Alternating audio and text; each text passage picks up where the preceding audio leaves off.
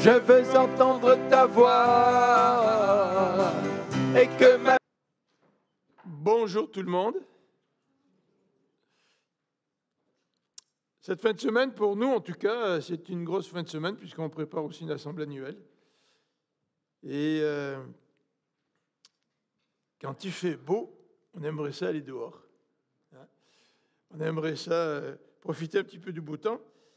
Donc, merci à chacun d'entre vous qui allez répondre à cette invitation pour l'Assemblée de membres. Vous savez que nous allons la tenir en présentiel ici, mais aussi par Zoom.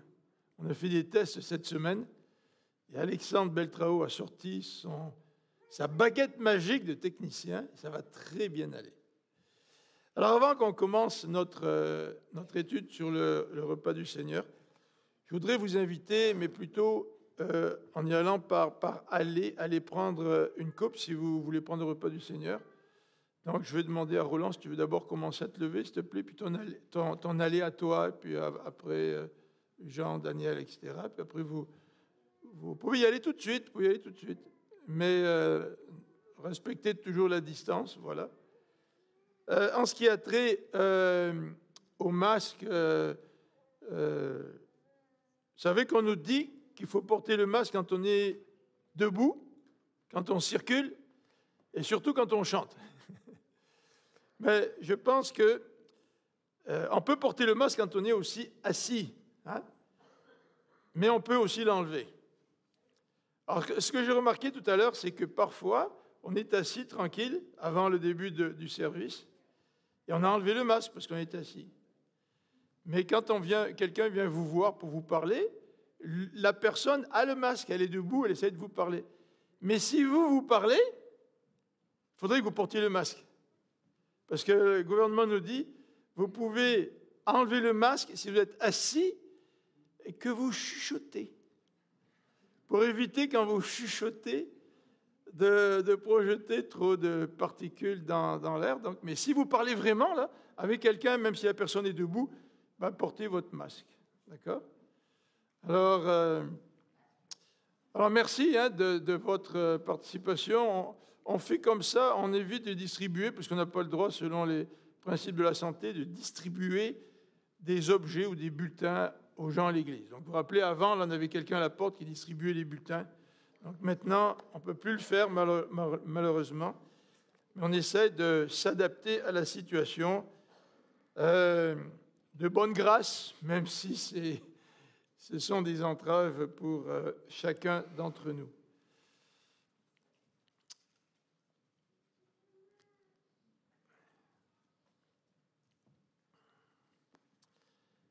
Dans le livre de Corinthiens,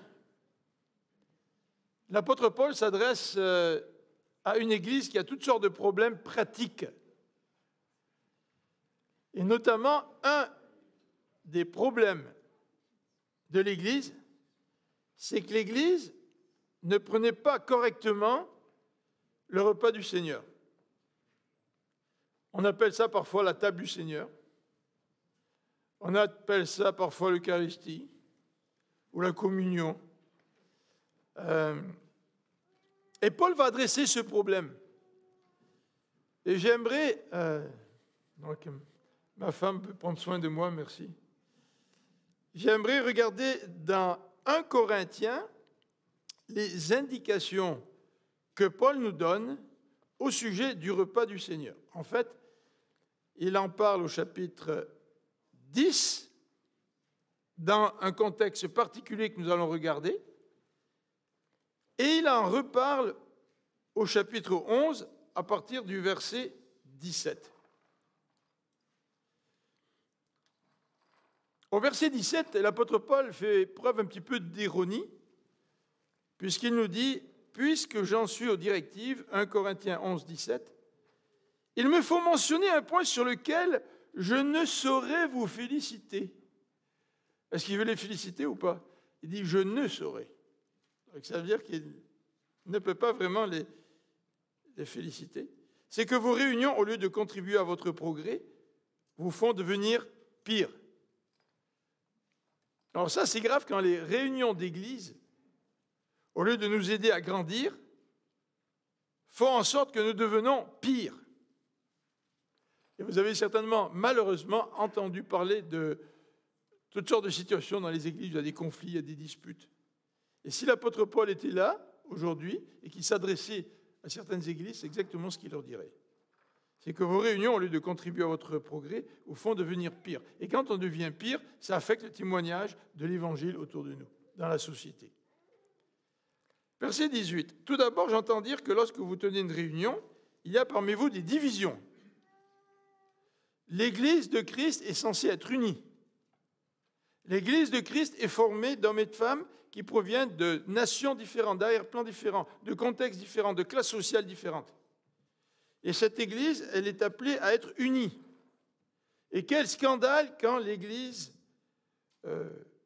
démontre qu'il existe des divisions en son sein. Alors on continue au verset 18. « J'incline à croire qu'il y a une part de vérité dans ce qu'on raconte. » L'apôtre Paul, il sait très bien que parfois, quand on raconte des choses, il y a ce qu'on appelle le phénomène du téléphone arabe. C'est on grossit les affaires. Mais l'apôtre Paul dit ici, je crois qu'il y a quand même une part de vérité dans ce que j'ai entendu. Verset 19, sans doute faut-il qu'il y ait chez vous des divisions pour que les chrétiens qui ont fait leur preuve soient clairement reconnus au milieu de vous. Regardez quand Paul il prend ça d'un côté positif. Il dit, il faut qu'il y ait des divisions de temps en temps. Pas parce que les divisions sont bien, mais parce que les divisions vont révéler ceux qui sont réellement chrétiens et vont révéler que d'autres ne le sont pas réellement. Vous savez que les églises, ce sont des organismes ouverts au public. Et tout le monde peut venir assister à des services. Tout le monde peut venir à l'église régulièrement. Et à plusieurs reprises dans le Nouveau Testament, on nous dit qu'à un moment donné, ceux qui suivent vraiment le Seigneur vont le démontrer par leur vie. Et ceux qui ne veulent pas le suivre, bien vont le démontrer aussi. Et parfois, il y a des divisions dans l'Église causées par des gens qui ne suivent pas le Seigneur et qui sont dans l'Église. Et il faut que tout cela se manifeste pour que les choses puissent être claires, pour qu'à un moment donné, on puisse savoir qui est vraiment chrétien et qui ne l'est pas. C'est un petit peu ce que l'apôtre Paul est en train de dire ici. Verset 20. Ainsi, lorsque vous vous réunissez, on ne peut vraiment plus appeler cela prendre le repas du Seigneur. Car à peine êtes-vous à table que chacun s'empresse de manger ses propres provisions, et l'on voit des gens manquer de nourriture pendant que d'autres s'enivrent. Alors, le repas du Seigneur était pris dans un contexte de repas communautaire. Vous savez, tout le monde amenait leur repas, les chrétiens mangeaient ensemble, puis à la fin du repas, on célébrait le repas du Seigneur avec la coupe et le pain. Et dans ce contexte, il y a des gens qui avaient beaucoup de nourriture, qui avaient plus de moyens que les autres, et d'autres qui n'avaient pas de quoi manger. Et il y en a qui en mangeaient tellement, qui buvaient tellement qu'ils s'enivraient. Le verset 22 nous dit, « S'il ne s'agit que de manger et de boire, n'avez-vous pas vos maisons pour le faire, ou bien traitez-vous avec mépris l'Église de Dieu, et avez-vous l'intention d'humilier les membres pauvres de votre assemblée ?» Vous savez, cette manière de prendre le repas du Seigneur, sans considérer les besoins des autres, sans partager ta nourriture que tu as en abondance avec ceux qui en auraient besoin, eh bien, c'est un mépris de l'Église de Dieu. C'est une humiliation du pauvre. Et en tant que frères et sœurs dans le Seigneur, loin de nous, j'espère, la pensée d'humilier ceux qui sont différents de nous, en particulier ceux qui ont beaucoup plus de besoins que nous. Toujours au verset 22, « Que puis-je vous dire ? Mais vais-je vous féliciter ? Certainement pas. Car voici la tradition que j'ai reçue du Seigneur et que je vous ai transmise. Le Seigneur Jésus, dans la nuit où il fut livré, pour être mis à mort, prit du pain. Et après avoir prononcé la prière de reconnaissance, il le rompit, en disant, « Ceci est mon corps. Il est pour vous. Faites ceci en souvenir de moi. » De même, après le repas, il prit la coupe et dit, « Cette coupe est la nouvelle alliance, scellée de mon sang. Faites ceci toutes les fois que vous en boirez en souvenir de moi. » Donc, chaque fois que vous mangez de ce pain et que vous buvez de cette coupe, vous annoncez la mort du Seigneur jusqu'à son retour. Dans cette portion, Paul explique en partie le sens du repas du Seigneur. Au verset 27, « C'est pourquoi quiconque mangerait le pain ou boirait de la coupe du Seigneur d'une manière indigne se rendrait coupable envers le corps et le sang du Seigneur. » Que chacun donc s'examine sérieusement lui-même, et qu'alors il mange de ce pain et boive de cette coupe, car celui qui mange et boit sans discerner ce qu'est le corps se condamne lui-même en mangeant et en buvant ainsi. C'est pour cette raison qu'il y a parmi vous tant de malades et d'infirmes, et qu'un certain nombre sont morts. Si nous discernions ce que nous sommes, nous ne tomberions pas sous le jugement. Mais les jugements du Seigneur ont pour but de nous corriger, afin que nous ne soyons pas condamnés avec le reste du monde. Et là, il revient avec certains conseils. Ainsi donc, mes frères, lorsque vous vous réunissez pour le repas en commun, vous voyez, il y a un repas en commun, attendez-vous les uns les autres. Si quelqu'un a particulièrement faim, qu'il mange d'abord chez lui, afin que vos réunions n'attirent pas sur vous le jugement de Dieu.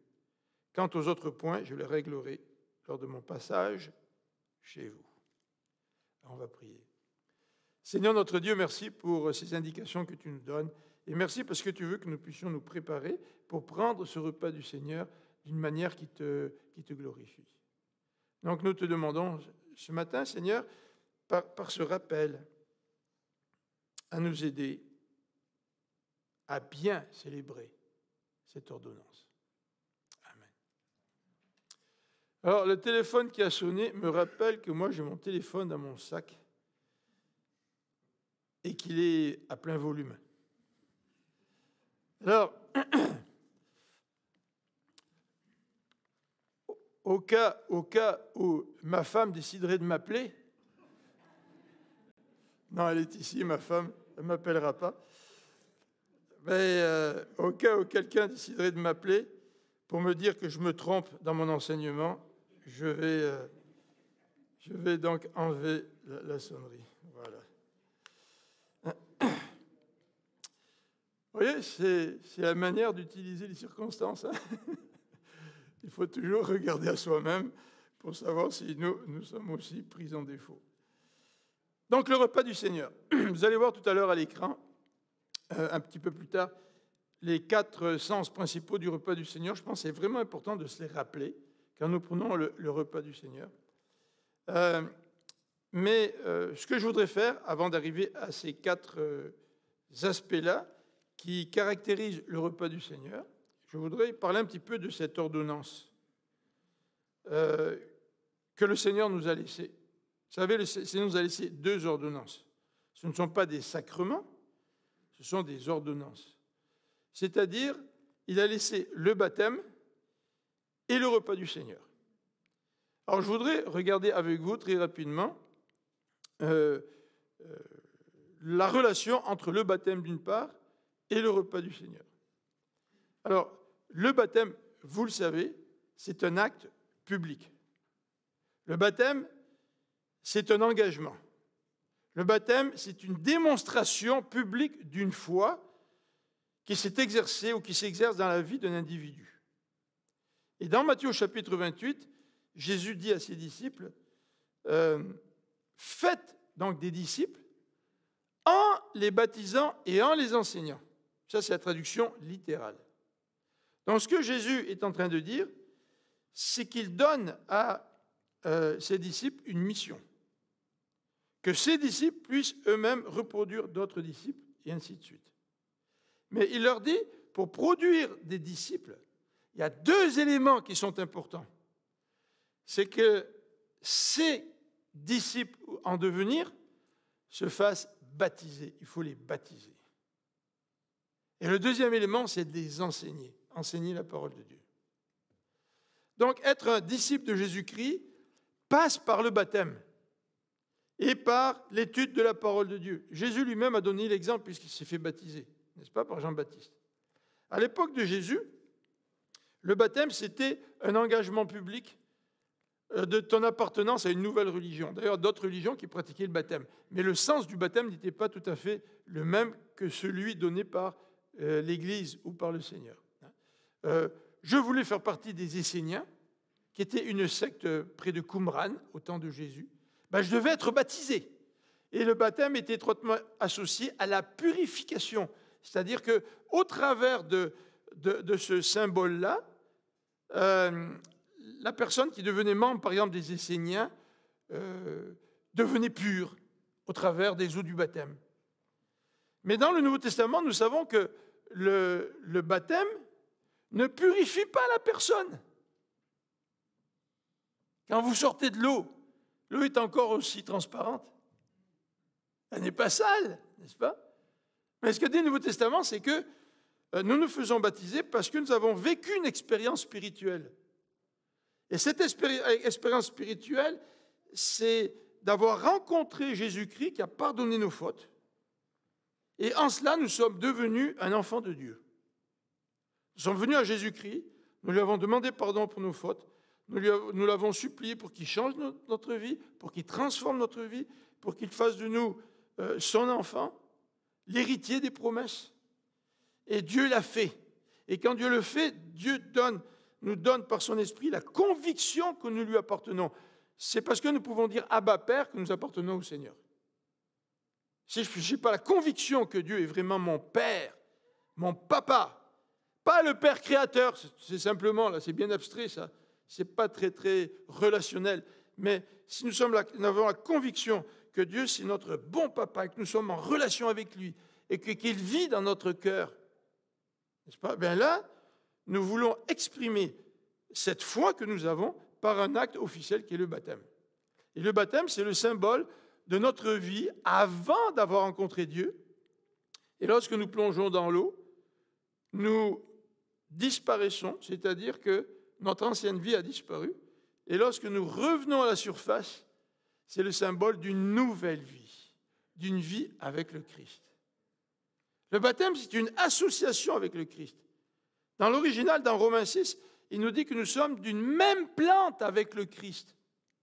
Alors si lui s'est fait baptiser, à plus forte raison, moi, je dois aussi me faire baptiser puisqu'il me le demande.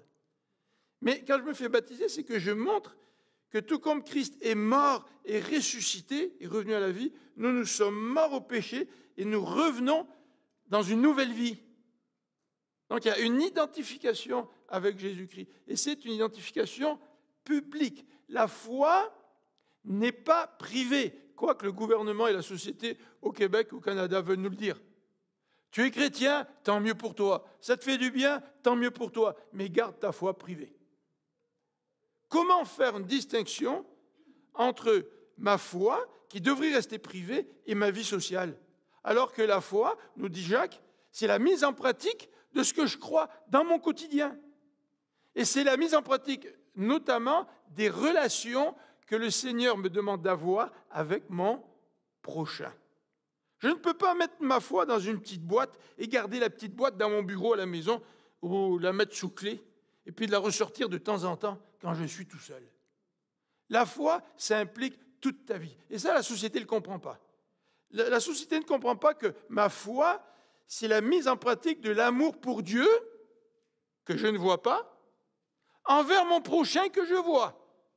Et parce que je mets ma foi en pratique envers mon prochain que je vois, ça démontre que j'ai la foi en Dieu que je ne vois pas. Donc je ne peux pas vivre une vie chrétienne cachée. La Bible dit, tu ne peux pas prendre une lampe et la mettre sous un boisseau. Vous savez, ce récipient-là. Si tu mets ton boisseau sur la lampe, elle n'éclairera plus, puis de toute manière, elle va s'éteindre.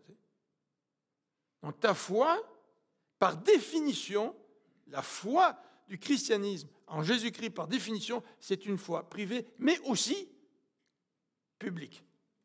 Et c'est la raison pour laquelle nous sommes appelés à être baptisés.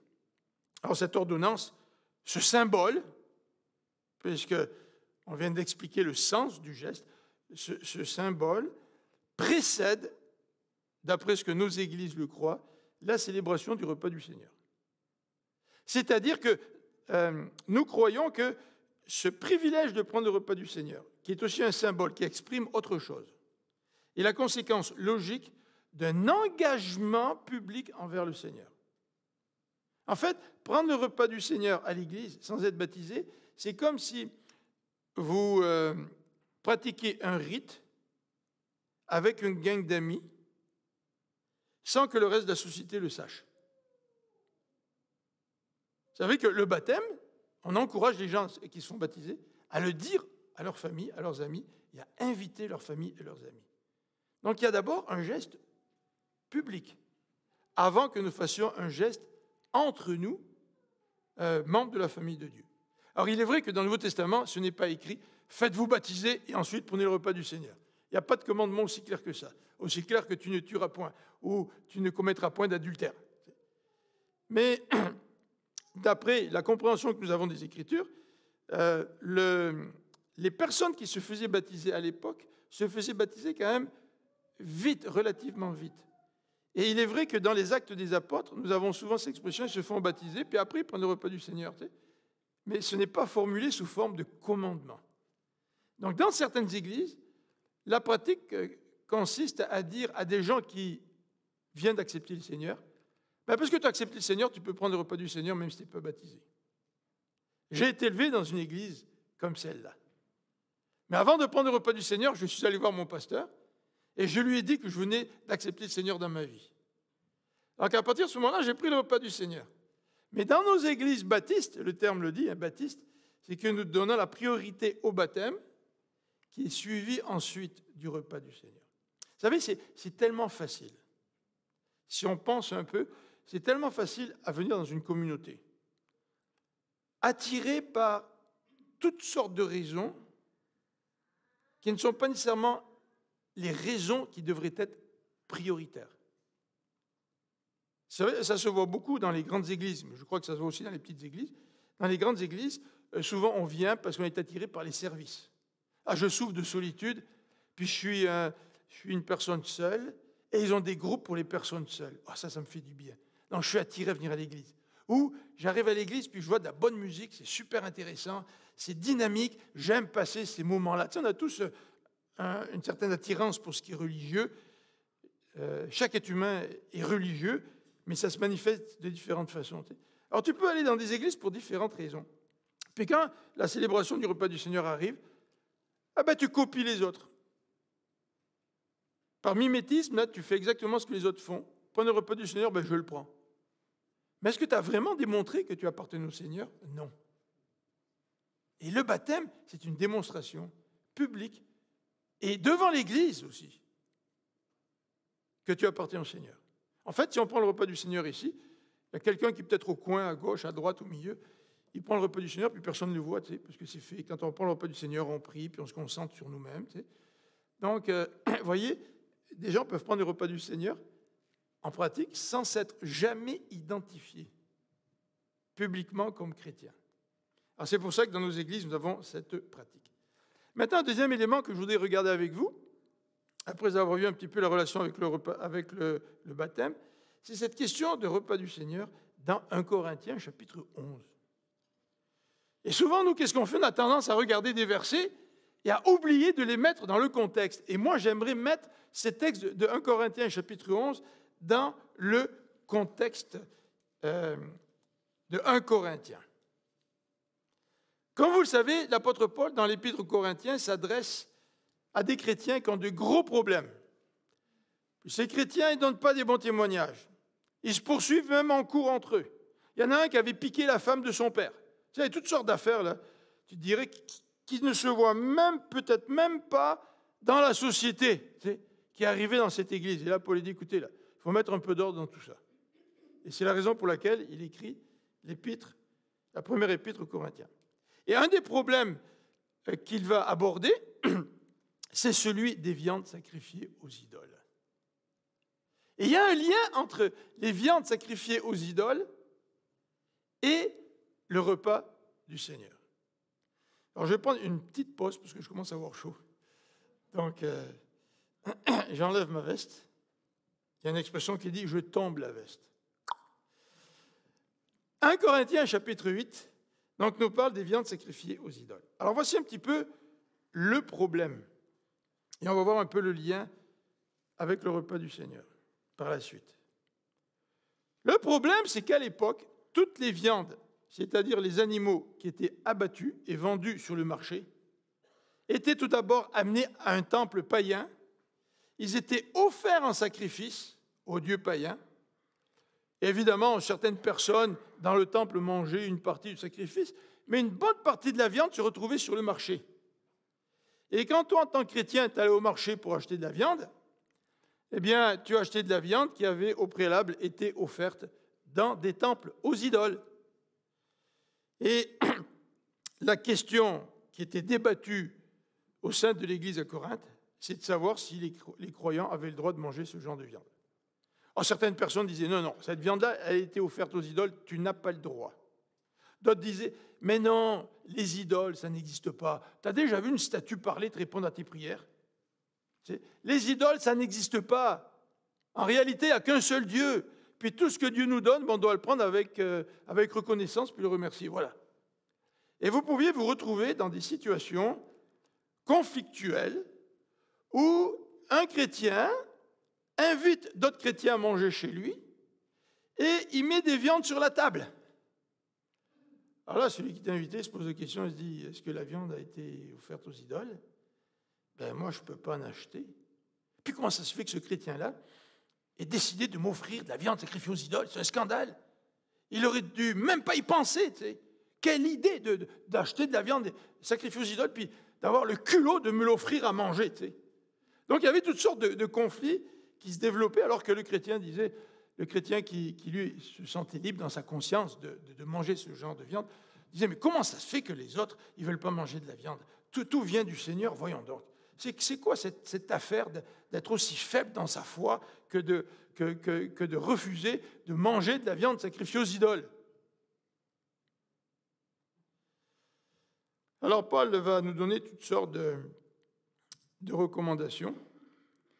Et notamment, il va nous dire, ce n'est pas manger un aliment qui peut nous approcher de Dieu ou nous en éloigner. Mais il dit, moi j'ai à cœur mon frère. Et au chapitre 8, il nous le dit, ce frère qui est peut-être mal affermi, qui a peut-être des problèmes de conscience, il risque de tomber si moi je veux le forcer à manger de la viande qui a été sacrifiée aux idoles. Parce que pour Paul, les idoles, ça n'existe pas. N'est-ce pas?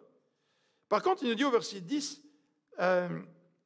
si un chrétien accepte de manger de la viande sacrifiée aux idoles, et qu'il la mange assis dans un temple, là c'est notre paire de manches.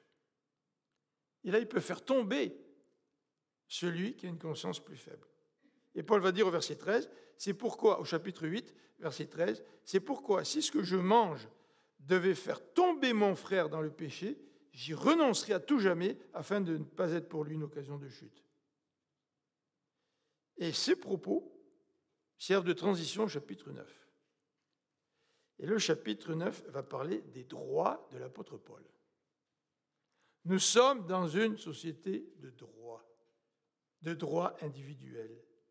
Nous manifestons pour des droits individuels. Nous nous battons pour des droits individuels. Mes droits se heurtent à tes droits et créent toutes sortes de problèmes, même des problèmes juridiques.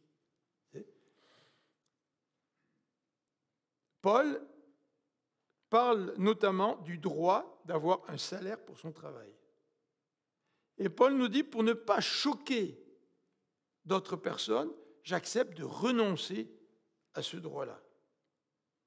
Et il va parler de l'Ancien Testament en disant que même un bœuf qui foule le grain, eh bien, n'est pas muselé. Parce que le bœuf qui foule le grain, il travaille, et s'il a faim, il baisse la tête, puis il mange un peu de grain. Non, Paul est en train de dire, c'est normal que les gens aient des droits. Mais Paul est en train de dire aussi, pour une raison supérieure, c'est-à-dire celle de l'Évangile, je suis prêt à renoncer à mes droits pour le bien de mon frère et de ma sœur. Ça, c'est le contexte du repas du Seigneur. Hein. Voyez-vous, on prend un repas du Seigneur qui doit symboliser notre union en tant que chrétien. Mais notre union en tant que chrétien ne passe pas par une revendication des droits. Imaginez-vous si nous prenions le repas du Seigneur, chacun avait des pancartes. Puis sur chacune des pancartes, inscrites mes droits ou les choses auxquelles je tiens. Ah, moi, je tiens à la prière. La vie de prière, c'est ce qui est le plus important à l'Église. Ah, moi, je tiens à l'évangélisation. L'évangélisation, c'est ce qu'il y a de plus important dans la vie de l'Église. Oh, moi, je tiens à l'expression des dons. Tu sais, exprimer les dons, c'est très important. Puis chacun, on aurait nos pancartes, puis on viendrait prendre le repas du Seigneur pour symboliser l'union que nous avons dans le Seigneur. Sans comprendre que la prière, l'évangélisation, les dons, tout ça, c'est important. N'est-ce pas? Donc, l'apôtre Paul, dans ce passage, au chapitre 8, va développer ce principe. Il est prêt à renoncer à des droits pour le bien de l'Évangile, pour des Juifs, pour des Grecs. Quand il est avec des Juifs, il se comporte comme un Juif. Quand il est avec un Grec, il se comporte comme un Grec. Ça ne veut pas dire que Paul va accepter n'importe quoi, bien sûr. Paul ne va pas accepter l'idolâtrie juste pour plaire à des idolâtres. Absolument pas. Il va rester fidèle au Seigneur. Mais dans son comportement, dans ses relations interpersonnelles, Paul est prêt à renoncer à ses droits. Est-ce que nous sommes prêts à renoncer à nos droits pour l'avancement de l'Évangile? À la fin, au verset 27 du chapitre 9, il nous dit « Je traite durement mon corps ». Parce qu'il veut recevoir cette couronne. Il veut recevoir la récompense du Seigneur. Il veut être approuvé par le Seigneur. Donc il est prêt à renoncer à des droits. Au chapitre 10, l'apôtre Paul va faire une sorte de parenthèse par rapport à l'Ancien Testament. Puis nous posons la question, mais comment ça se fait? Il parle des viandes sacrifiées aux idoles. Il fait une première parenthèse sur ses droits. Puis là, il fait une deuxième parenthèse sur des événements de l'Ancien Testament. Et il parle de certains épisodes dans l'Ancien Testament où le peuple, au chapitre 10, notamment au verset 6 et 7 et 8, le peuple est tombé dans l'idolâtrie et est tombé dans l'immoralité. Et le peuple a été frappé par Dieu. Et l'apôtre Paul donne deux leçons par rapport à cette référence dans l'Ancien Testament. La première, c'est que tous les textes de l'Ancien Testament ont été écrits pour nous servir d'exemple. Verset 11. Tous ces événements leur sont arrivés pour nous servir d'exemple.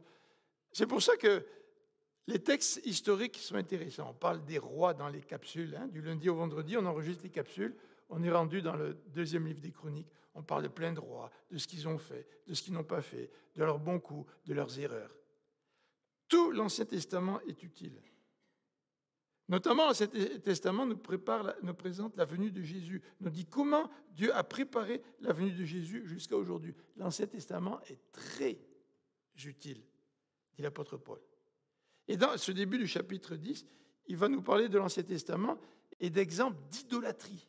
Le peuple est tombé dans l'idolâtrie. Ne faites pas comme eux. Et c'est la raison pour laquelle, au verset 14 et suivant, il nous dit,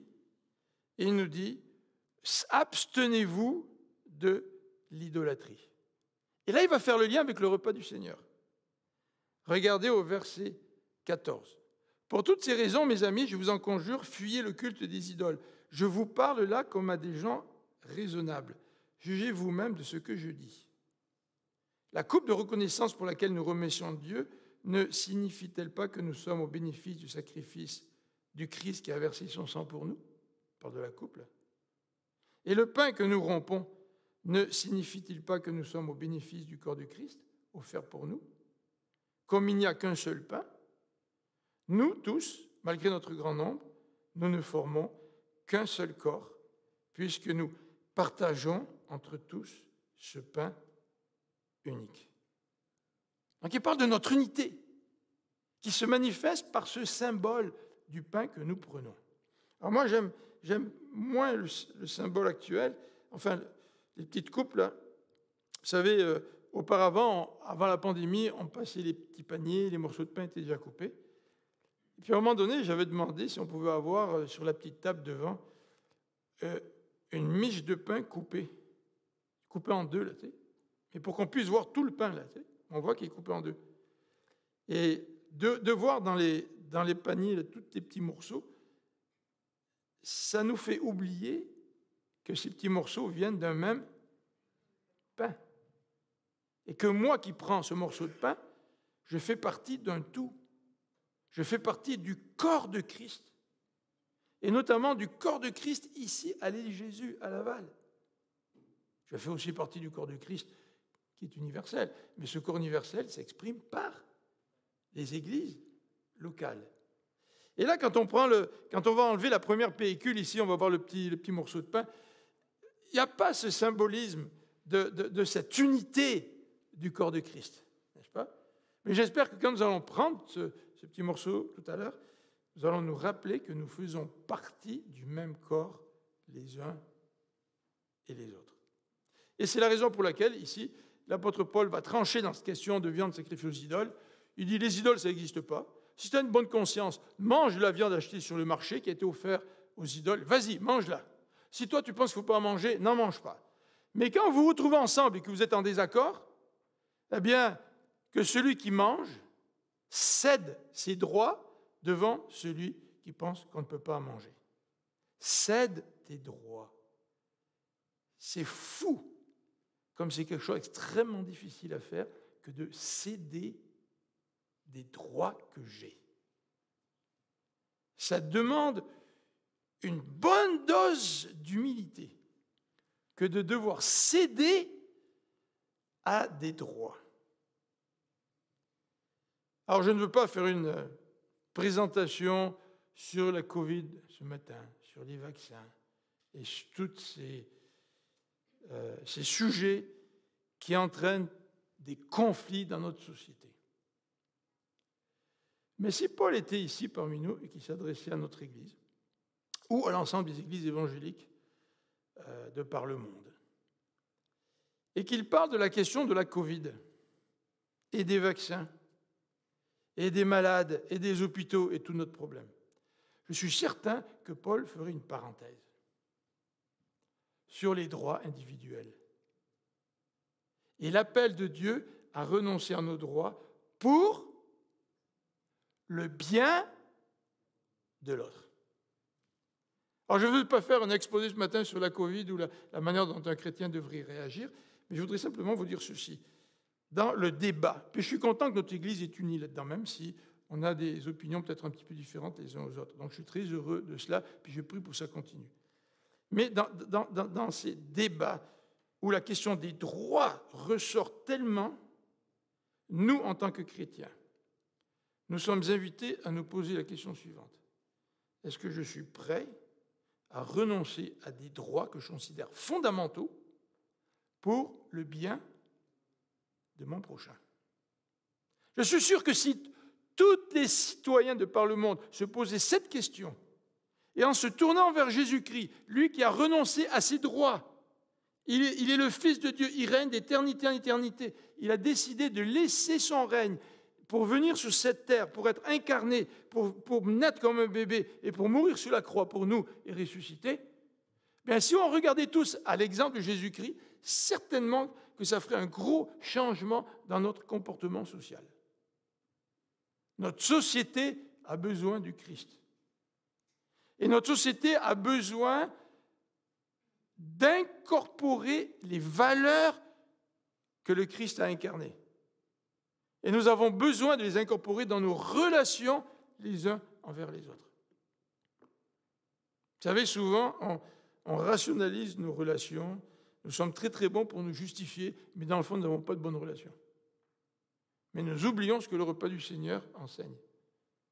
C'est que nous sommes membres les uns des autres. Nous faisons partie du même corps. En pensant à cela,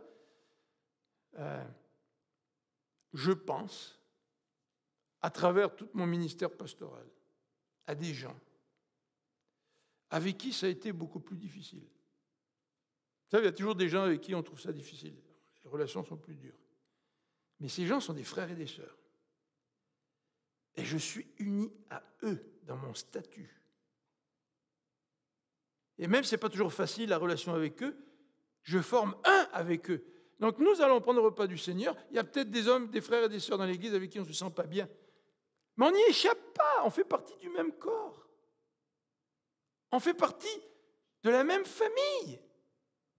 Même si mes émotions disent le contraire. Même si mes relations sont plus difficiles, je fais partie de la même famille. Puis aux yeux de Dieu, je vais être devant Dieu avec ces personnes-là. On va être là pour louer le Seigneur pour l'éternité ensemble. Et comment cette réalité l'emporte sur nos différences? Comment la réalité de cette unité entre nous l'emporte sur les différences que nous pouvons vivre les uns avec les autres? Et parfois même, comment cela l'emporte sur nos opinions différentes. C'est pour ça que je loue le Seigneur, parce qu'on est une communauté de races différentes, de générations différentes. On est une communauté qui a des opinions différentes, même cette affaire de la Covid, des vaccins et tout ça. Mais nous avons décidé de rester unis parce que le Seigneur est plus grand que nos options personnelles.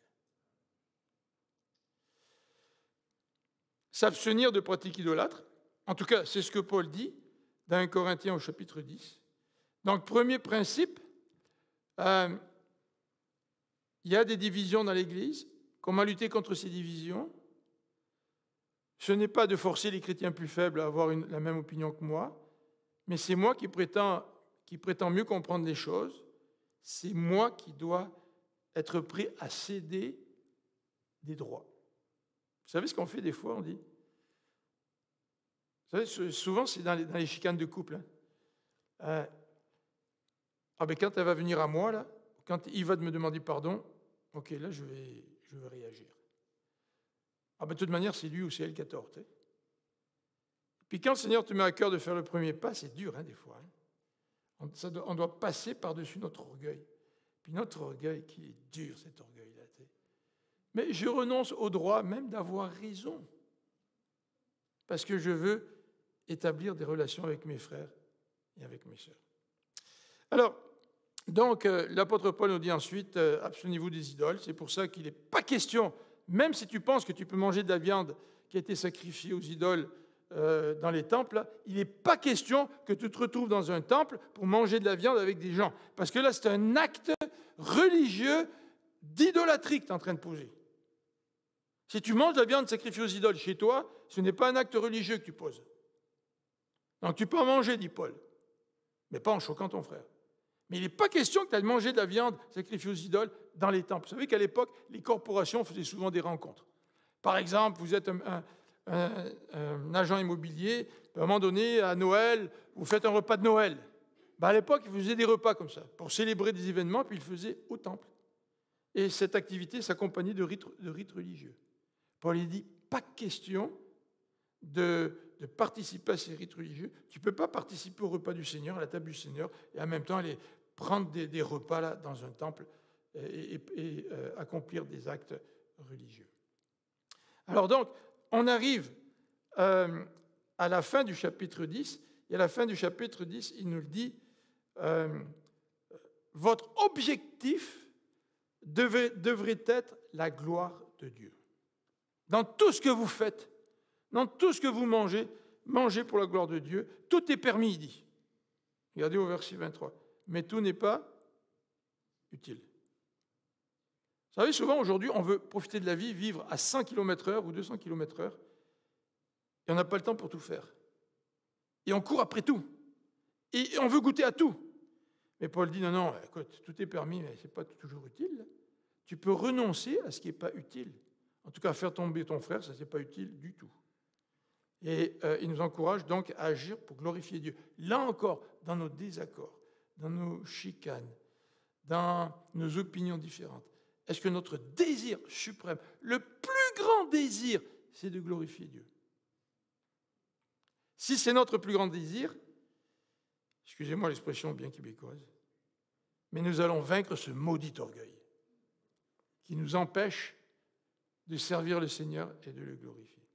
Alors il arrive au chapitre 11. Pour le chapitre 11, il dit, dans le texte que nous avons lu, que les gens ne prenaient pas le repas du Seigneur correctement. Alors c'est vrai qu'il y en a qui pouvaient aller manger au temple, là, ça c'était pas correct, mais là il arrive vraiment à la célébration du repas du Seigneur. Donc comme on a dit tout à l'heure, il y a des gens qui mangent le repas du Seigneur d'une façon inappropriée. Ce repas du Seigneur faisait partie d'un repas plus large. Il y a des gens qui se saoulaient, il y a des gens qui mangeaient beaucoup, il y a des gens qui étaient pauvres, qui avaient peu à manger. Donc c'était une vraie pagaille. Et le texte nous dit, cette situation, c'est un mépris de l'Église de Dieu et c'est une humiliation des membres pauvres de la communauté. Alors, il donne un avertissement ici. Il dit, quiconque mangerait le pain ou boirait la coupe du Seigneur de manière indigne se rendrait coupable envers le corps et le sang du Seigneur. Donc c'est possible pour nous de prendre ce repas du Seigneur de manière indigne. Alors, moi, je n'irai pas manger des viandes sacrifiées aux idoles. Mais l'avertissement de Paul se développe dans un contexte d'idolâtrie. Est-ce que cela se pourrait que je prenne ce repas du Seigneur en étant idolâtre? C'est-à-dire faire passer ma propre personne en premier. C'est ça l'idolâtrie. Je suis ma propre idole. Vous savez ce que Satan a dit à Ève? Prends du fruit défendu et tes yeux vont s'ouvrir, tu seras comme des dieux. Je me considère comme le centre de ma vie. C'est mes émotions qui sont importantes, c'est mes opinions qui sont importantes. Et là, je viens célébrer le repas du Seigneur avec les autres. Ça, c'est de l'idolâtrie. Le travail peut être une idolâtrie. L'argent peut être une idolâtrie. Mon temps, mes loisirs peuvent être de l'idolâtrie.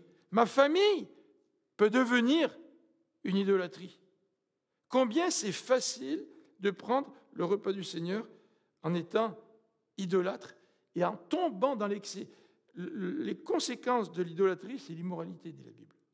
1 Corinthiens 10, là, il parle des idolâtres dans l'Ancien Testament qui sont tombés dans l'immoralité. Et quand nous sommes idolâtres, nous tombons d'une manière ou d'une autre dans l'immoralité. De quelle manière est-ce que nous nous préparons lorsque nous prenons le repas du Seigneur? Heureusement que le Seigneur est plein de grâce et qu'il pardonne. Parce que s'il exigeait la perfection de nous, on serait condamné à chaque fois qu'on prend le repas du Seigneur. Mais le texte me dit au verset 28 que chacun de nous s'examine sérieusement et il peut, quand il s'examine, amener son cœur devant Dieu. Et si Dieu lui montre quelque chose dans sa vie, eh bien, régler ça devant Dieu avant de prendre les éléments du repas du Seigneur. Il y a un avertissement très grave ici, parce qu'il dit que c'est pour ça que des gens sont malades, et même il y en a qui sont morts, parce qu'ils n'ont pas pris le repas du Seigneur de la bonne façon. Nous allons prendre le repas du Seigneur. Je voudrais vous montrer à l'écran la signification du repas du Seigneur. Et pour que nous puissions nous en rappeler, on a dit que c'est un symbole, le repas du Seigneur. Il y a deux symboles, le baptême, le repas du Seigneur. Le pain, c'est d'abord un symbole. Et c'est le symbole du corps du Christ qui a été rompu pour nous. Quand on prend le pain, nous nous rappelons que le corps de Christ a été pendu au bois, que Christ a souffert dans son corps. Et je ne peux pas adorer le Seigneur et renoncer à mes droits si je n'ai pas devant moi la vision du Seigneur qui a donné sa vie pour moi. Si un pompier te sauve des flammes, ça va avoir des incidences pratiques. Tu vas poser des gestes parce que tu vas avoir devant toi cette vision de cet homme qui a franchi la porte de la maison en flammes et qui est venu te prendre, qui t'a pris sur son dos, qui t'a sorti et qui t'a sauvé la vie. Je ne peux pas accepter de renoncer à mes droits si je n'ai pas devant moi l'exemple de celui qui a donné sa vie pour moi et qui a renoncé à tous ses droits. Donc, premier sens de ce pain. Deuxième sens, nous dit 1 Corinthiens, c'est que nous formons un seul corps. Nous formons un seul corps. C'est comme si on est dans l'église des placiers qui, à l'entrée, auraient pris de la crazy glue, vous en aurez mis sur le côté, là, puis pop, vous aurez collé à côté de la personne qui est devant vous. Là, et que les placiers aient collé avec de la crazy glue tout le monde, là. Puis là, on n'aurait pas les 3X là, pour faire la distanciation. Puis là, on serait là à l'église de Dieu, comme un troupeau, un paquet de gens, là, dont on ne peut même pas se séparer parce qu'on aura été collé par de la crazy glue. Mais quand je prends le repas du Seigneur, c'est ça. C'est le symbole de mon union avec chacun d'entre vous qui avez accepté le Seigneur dans votre vie et qui est au bénéfice du sacrifice de Jésus-Christ. Nous sommes, j'allais dire, indélébilement attachés les uns aux autres en Jésus-Christ. Alors, je vous invite à prendre cette petite coupe, de prendre la première, la première couche, le premier petit plastique, pour faire tomber le petit pain, là, entre guillemets. Et je voudrais vraiment que nous puissions réfléchir quelques instants avant de prendre ce pain, en rapport avec ce que nous venons de dire.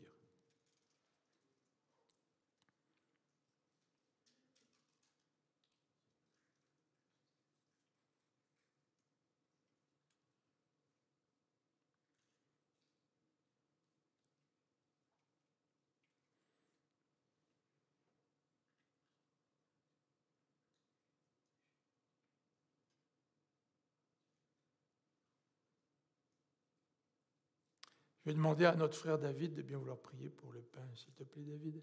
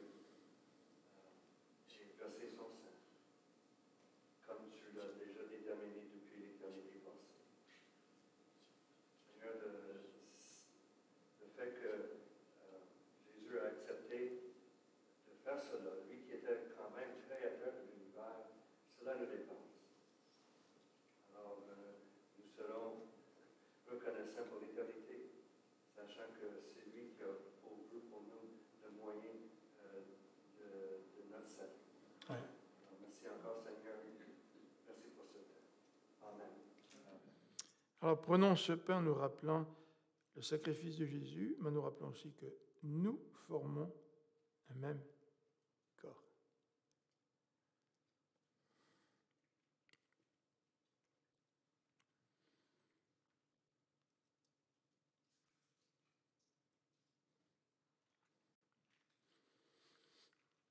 Symbole du vin, de la coupe, ça c'est la deuxième petite pellicule qu'il faut enlever. Donc, faisons attention de ne pas renverser tout ça. Le symbole de la coupe est double. Premièrement, la coupe, c'est le rappel de l'alliance que Dieu a faite envers nous. Dans toute la Bible court cette notion d'alliance. Une alliance, c'est quelque chose de sérieux. Hein? Je veux dire, si vous faites une alliance dans le business, là, vous allez peut-être aller devant un notaire, vous allez spécifier les termes de l'alliance, et puis il est entendu que chaque partenaire va respecter les termes de l'alliance. C'est vrai? Dieu, quand il veut établir des rapports avec nous, il le fait au travers d'une alliance. Malheureusement, nous ne respectons pas toujours l'alliance, mais Dieu, lui, la respecte toujours. Et quand Dieu nous sauve et qu'il fait de nous son enfant, nous devenons son enfant pour l'éternité, dit la Bible. Et c'est un engagement que Dieu prend envers nous. Et vous savez, l'alliance que Jésus a contractée à la croix, ça a été au prix de son sang. Quand tu fais une alliance, il y a des coûts légaux. Il y a peut-être aussi d'autres coûts au niveau relationnel. Mais il y a des coûts. Si tu fais une alliance sans payer des coûts, ça veut dire que ton alliance n'est pas très solide. Et à travers l'histoire de l'humanité, il y a eu des alliances entre les pays. Mais les alliances, ce ne sont pas des mots vides. Il y a un coût à des alliances.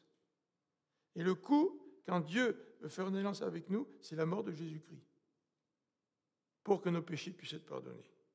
Donc, quand on prend cette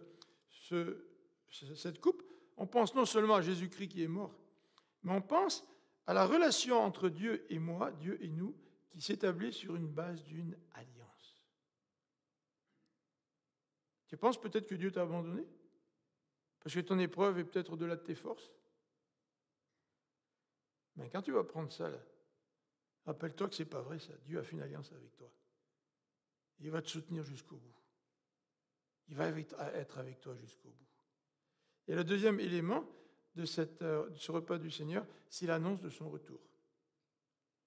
Et c'est pour ça que lorsque nous prenons le repas du Seigneur, nous pouvons, en particulier lorsque nous avons des enfants qui sont assis à côté de nous, nous pouvons aussi manifester notre joie. Et pas simplement garder un air triste parce que Christ est mort à la croix. C'est quand même dramatique. Ben oui, c'est dramatique. C'est vrai. Mais en même temps, ce sacrifice ouvre la porte à la bénédiction de Dieu et à la joie que Dieu nous donne. Parce que le Seigneur va revenir. Et Jésus dit qu'il ne prendra plus cette coupe jusqu'à son retour. Et nous, on prend cette coupe en entendant que le Seigneur revienne. Donc nous annonçons un heureux événement. C'est le retour de Jésus-Christ. Pour que nous puissions passer l'éternité avec lui. Tu veux prier, Vincent? S'il te plaît. Seigneur, on te remercie pour ce sang coulé à la croix, ce sang qui nous donne accès auprès de ton Père. Tu as payé le prix, tu as offert ta vie pour nous sauver. Seigneur, que notre vie puisse être utile à ton royaume, Seigneur, et utilise-nous pour l'avancement de ton royaume, pour ta gloire. Et Seigneur, on a hâte d'un jour, on va pouvoir célébrer face à face avec toi cette grande victoire. Merci Seigneur pour cet accès. Amen. Alors prenons cette coupe en nous rappelant cette promesse de la résurrection. Nous serons pour l'éternité avec le Seigneur.